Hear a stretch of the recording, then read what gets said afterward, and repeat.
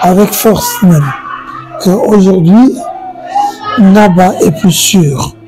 Ngaba n'est pas sûr pour les Koulouna. L'insécurité a changé de camp. Parce que nous avons travaillé, les jeunes gens de Ngaba ont travaillé. Donc, on avait instauré une brigade de paix qui a aidé la police. Aujourd'hui, on peut circuler à 2 ou 3 heures du matin à pied. On a même, je profite de l'occasion pour le dire, installé à des endroits où il y avait des poches d'insécurité. On a mis des lampadaires solaires qui nous permet d'avoir ce sentiment déjà de sécurité. Et je profite de l'occasion pour féliciter un de mes meilleurs agents de police qui est le S2, le lieutenant Richard Simbaki, qui est vraiment, qui ne dort pas les nuits. Il travaille jour et nuit avec son équipe pour avoir vraiment éradiqué à 90%, 90% le phénomène Koulouna dans la commune de Ngaba.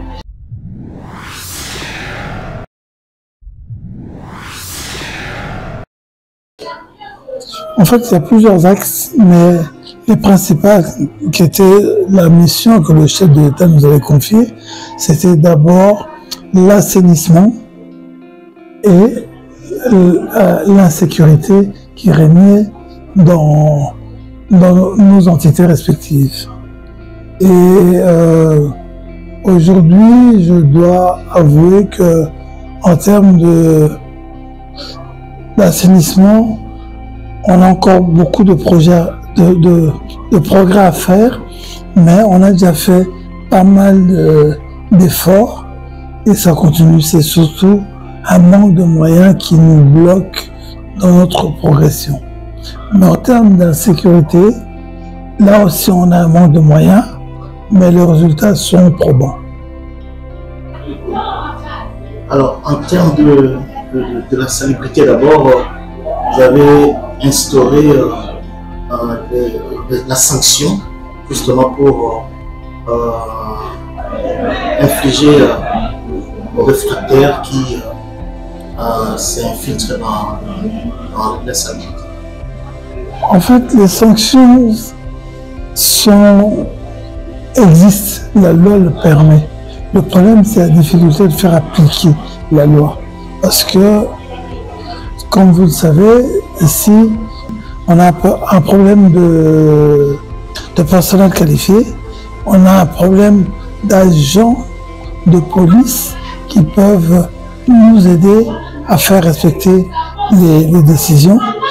Et les effectifs sont très faibles au niveau de la police. Et puis, il y a des NU aussi au niveau de la police, donc des nouvelles unités qui ne sont pas rémunérées et qui passent leur temps à aller sur le terrain prendre de l'argent, et ça nous empêche d'avoir un travail vraiment de qualité et surtout des sanctions exemplaires. Mais on continue à trouver des solutions. À titre d'exemple, monsieur le bourgmestre, quelles sont les mesures que vous avez déjà prises pour rendre cette municipalité saine? On a commencé par, j'ai commencé par réinstaurer et vraiment faire appliquer le Salongo, qui est une mesure qui date des années 70. On a vraiment repris ça d'une manière très forte dès mon arrivée ici, où avant les gens ne commençaient à vendre qu'à partir de 10 heures. Peu importe l'état de salubrité de l'endroit où ils vendaient. Maintenant, on est rentré dans les quartiers, dans les avenues, dans les grandes artères, pour essayer d'obtenir de ces gens un travail pendant ces heures de salon au réel, qu'ils assainissent leur lieu de vente ou même devant leur parcelle. J'ai pris une décision dernièrement j'ai demandé à la police de s'occuper de la salubrité. C'est-à-dire que désormais, devant la parcelle de quelqu'un, on trouve des détritus. Ils ont le droit et le devoir de convoquer, même au niveau des sucettes, toutes ces personnes et de leur infliger des amendes. Ça ne suffit pas. Les chefs de quartier, chefs de rue ont aussi ce droit et ce devoir-là. Même si tous les services doivent passer dans la même parcelle pour les punir plusieurs fois, ils vont le faire pour que chacun comprenne. C'est comme ça qu'on va changer les mentalités. Pour que les gens comprennent que devant chez eux, c'est le prolongement de leur parcelle. Ils doivent garder ça propre. Parce que si on ne fait pas ça au niveau de chaque parcelle, on ne pourra pas faire pour toute la République. Parce que ça commence là. Alors, monsieur le ministre, changeons de cap pour parler de l'insécurité. En aparté, avant cet échange, vous avez confirmé que l'insécurité a été résolue à plus de 90% dans la commune d'Ingaba. Est-ce que vous confirmez cela et comment avez-vous fait pour battre ce record pour que aujourd'hui dans votre municipalité on peut circuler à n'importe quelle heure sans être inquiété? Je confirme ça avec force même, qu'aujourd'hui, Ngaba est plus sûr. Ngaba n'est pas sûr pour les Kuluna. L'insécurité a changé de camp. Parce que nous avons travaillé, les jeunes gens de Ngaba ont travaillé. Donc, on avait instauré une brigade de paix qui a aidé la police.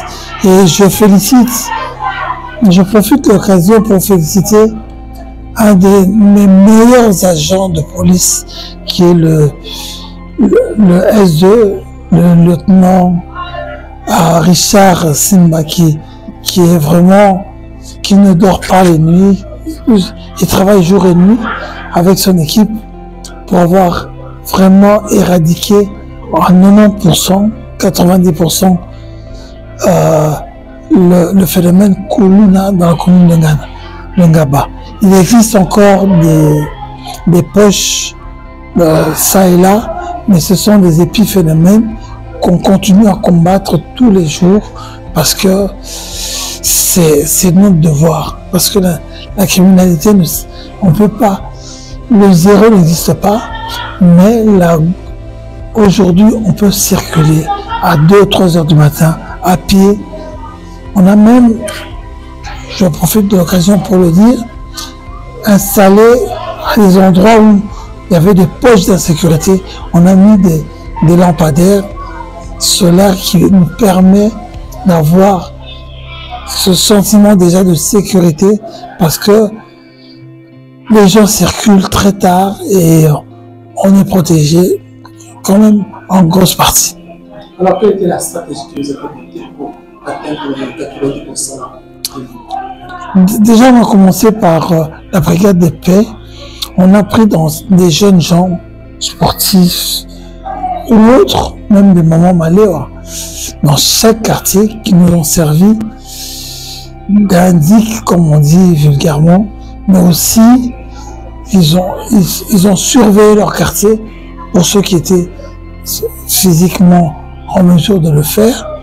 Et quand il y avait des troubles, ils ont fait venir la police pour les arrestations et parfois même aider la police dans les arrestations. Toujours en respectant la loi parce que c'est la police qui faisait les arrestations. Donc ils ont été encadrés. Ils ont été encadrés et par la police et ça nous a permis d'avoir des résultats records et arrêter aussi beaucoup de Kuluna, même pendant leur sommeil. Et même certains ont quitté leur maison pour les hôtels. On a été les chercher dans les hôtels et ça nous a permis d'avoir vraiment, ils étaient en insécurité. On a arrêté des grands noms. Il y en a même qui ont arrêté, qu'on utilise maintenant comme indicateur. Chaque fois qu'il y a une descente, c'est eux qui nous disent là-bas, c'est telle personne. On connaît même les noms des gens qui font les choses avant même qu'ils le fassent. Donc on sait un peu, ça c'est telle écurie, ça c'est, on sait tout ça. Alors, un moment en rapport avec la question de mon confrère, vous avez interdit la vente d'armes blanches, notamment la machette. Où est-ce qu'on en est avec ces décisions? Depuis le 15 février, nous voyons tout ce qui se passait. On a vu que tous ces jeunes avaient une seule arme à la main. C'était la machette. Mais on ne peut pas prendre une décision uniquement sur base d'une seule pièce. On doit avoir une décision plus élargie. Alors on a décidé au niveau de la commune de Ngaba, et j'espère que ça va être une décision provinciale, l'achat, la vente, la possession d'armes blanches dans la commune de Ngaba.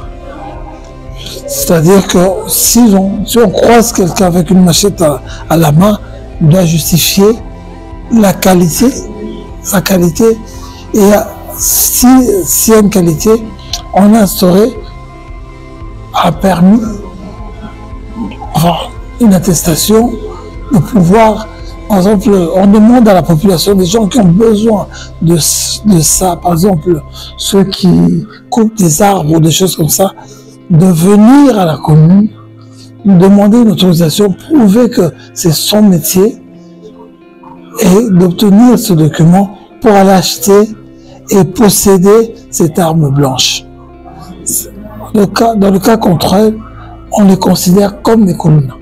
Vous savez, mon rêve, je ne sais pas si je vais l'atteindre, c'est que la commune de Ngaba rentre au niveau des, comment on peut appeler ça, des standards internationaux de communes. C'est-à-dire qu'on puisse